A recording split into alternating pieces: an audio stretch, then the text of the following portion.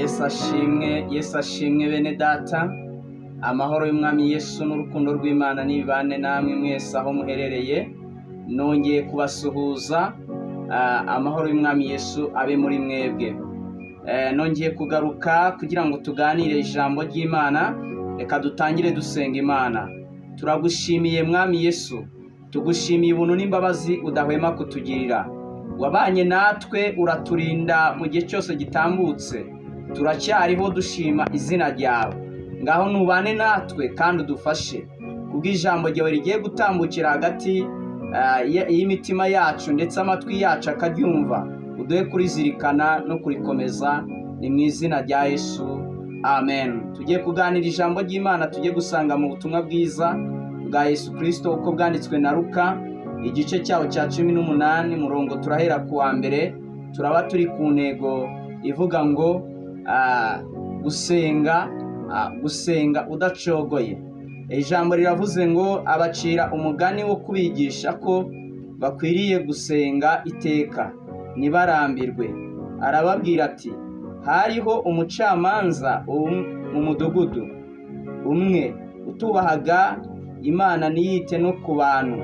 Muri uwo mudugudu harimo umupfakazi. Aramusanga aramubwira ati, ndengera ku mwanzi wanjye. Amara iminsi atemera, ariko aho bigeze aribwira ati, nubwo nubaha Imana kandi sinite ku bantu, reka ko uyu mupfakazi anduhije ndamurengera ngo adahoraza iminsi yose akandushya. Nuko umwami Yesu arababaza ati, nimwumvise iby'uwo mucamanza ukiranirwa yavuze? Ubwo bimeze bityo se, Imana yo se nizarengera intore zayo ziyitakira ku manywa na nijoro? Mbese yazirangarana? Ndababwira yuko azazirengera vuba. Ariko Umwana w'umuntu naza, mbese azasanga kwizera kukiri mu isi? Imana itugirira ubuntu cyane. Mwene data, nshuti y'umusaraba, iri jambo niryo jambo ngira ngo tuganireho muri iki gihe cya none. Ijambo rifite intego ivuga ngo Imana ije kukurengera. Ariko nubwo ije kukurengera, ukwiye gusenga udacogoye utarambiwe, kugira ngo Imana irusheho kukurengera. Wenda hari byinshi ubonye cyangwa uhuye nabyo bitumye yewe ubasha gucogora, ariko Imana ije kukurengera kandi kurengerana imbabazi nyinshi. Imana itugirira ubuntu. Rero iri jambo rivuze ko ari umwami Yesu wari urimo aganira n'abantu cyangwa se aganira n'abigishwa be, ngo nuko abacira umugani. Ngo ariko umugani yabaciraga ngo wari uwo kubigisha gusenga iteka badacogoye cyangwa batarambiwe. Nanjye reka uyu mugani nkubacire mu buryo bwo gusenga. Mwene data, wenda wahamagawe n'Imana cyangwa se wakiriye Yesu, uramwizera, uramumenya, ariko bitewe n'ibyo wamwiringiyeho n'ibyo wamwizeyeho ntabwo bibaye nk'uko wowe ubyiringiye. Ariko nagira ngo ngutangarize ngo Yesu ni umwana w'Imana kandi ashobora byose. Iri jambo rero riravuze ngo nawe nturambirwe ndetse ntucogore, kuko Yesu ni umwami mwiza w'ubuzima bwawe. Arababwira ngo nimwumvishe, ngo abacira umugani wo kubigisha gusenga iteka batarambiwe. Arababwira ngo hari umucamanza umwe mu mudugudu umwe, ngo uwo mucamanza ntiyitaga ku Mana, ngo ntiyubahaga Imana, ntiyitaga no ku bantu. Ngo noneho muri uwo mudugudu hari n'umupfakazi, ngo ahoraza amusaba ngo amurengere ku mwanzi we. Ngo ariko uyu mucamanza amara iminsi atemera. Nshuti y'umusaraba, hari igihe nawe umaze iminsi ubona ubuzima butemera, butagenda nk'uko wizeye, butagenda nk'uko ubishaka, ahubwo ushaka yuko bihinduka. Ariko nagira ngo ngutangarize ngo humura, Yesu ni umwami kandi ni umwami w'ubuzima bwawe. Bibiliya iratubwiye ngo uyu mucamanza amara iminsi ngo atemera, ngo ariko aho bigeze aribwira ati, reka nemere ndengere uyu mupfakazi, ye guhoraza buri munsi kundushya.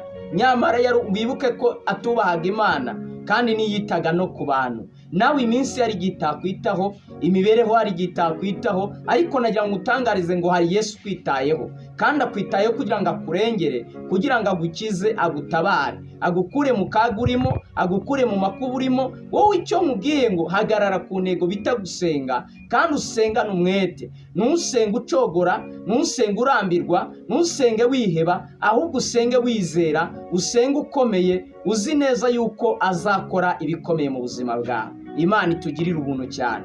Bibiliya yatubwiye ngo nuko Yesu arababaza ngo none nimwumvishije iby'uwo mucamanza ukiranirwa yavuze, ubwo bimeze bityo se, niba uyu mucamanza yaremeye kurengera uyu mupfakazi kugira ngo adahoraza iminsi yose ngo amurushya, Imana yo izabura ite se kurengera intore zayo zitakira ku manywa na nijoro?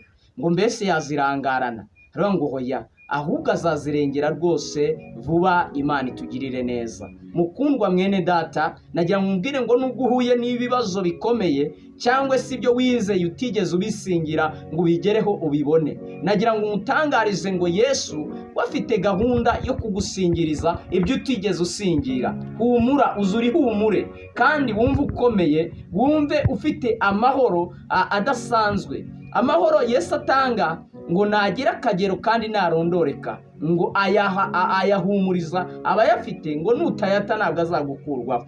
Bibiliya iratubwiye ngo nuko Yesu arababwira ngo nimwumvishije iby'uwo mucamanza ukiranirwa yavuze. Aravuga ngo ubwo bimeze bityo se, Imana yo nizarengera intore zayo zitakira ku manywa na nijoro?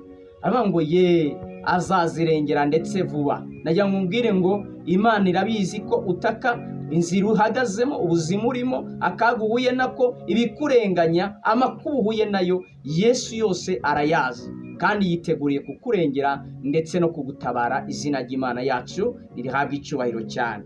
Aravuze ngo ahubwo ese umwana w'umuntu naza azasanga kwizera kukiri mu isi? Mu yandi magambo, azasanga kukiri mu bantu. Umwana w'Imana naza, aho Imana yagusize wizeye ucyakira, ucyumva ko Yesu agishoboye, naza azasanga ugishoboye. Igihe cyo gutabarwa kwawe nikigera, kizasanga ukizeye ko Imana yabikora, kizasanga ukizere ko Imana yabishobora. Cyangwa se hari ibyo uzi Imana ishoboye n'ibyo idashoboye. Yewe nagira ngo utangarize ngo hari ibyo abantu bashobora n'ibyo badashobora. Ibyo badashobora bishobora Imana. Icyakora ibyo uzi ushoboye uzabikore, ariko ibyo uzi udashoboye birekera Imana, izabishobora kandi izabikora ku buzima bwawe. Wowe icyo usabwa ni ukwizera ndetse ugahanga amaso kuri yo, udacogoye, utarambiwe. Imana yacu itugirira ubuntu. Kwari ukugira ngo mubwire iri jambo Imana iri kuntumyeho, mubwire ngo wicogora mu gusenga kwawe, shikama, komera, kandi gumana kwizera, nurambirwa. Izina ry'Imana yacu nirihabwa icyubahiro. Shalom, mwakire neza ijambo ry'Imana. Reka dusenge, ariko kandi wizere aho uri. Imana itugirire ubuntu. Mana, mu izina rya Yesu, uri Imana nziza, uri Imana y'amasezerano. Ndasengeye uyu mwene data, ndasengeye umushiki wacu, uyu nguyu uri mu kaga. Ashobora kuba ari kwa muganga, ashobora kuba ari mu nzu y'imbohe, ashobora kuba ari mu bibazo bitandukanye byo muri iyi si, ashobora kuba ari mu buzima bushomereye butagira akazi. Ndasenze ngo kugira neza kw'Imana kumubonekeho. Mana, uko uyu mucamanza ukiranirwa yarengeye uyu mupfakazi, aba ari kurengera n'uyu mwene data, ndetse nawe aba ari kumufasha, aba ari kumutabara, umukureho amageragezwa n'ingorane zose. Umugisha n'amahoro y'Uwiteka bibe kuri we. Niko tubisabye twizeye, ni mu izina ry'umucunguzi wacu Yesu Kristo. Amen. Yesu abaha umugisha. Ndabakunda cyane. Shalom.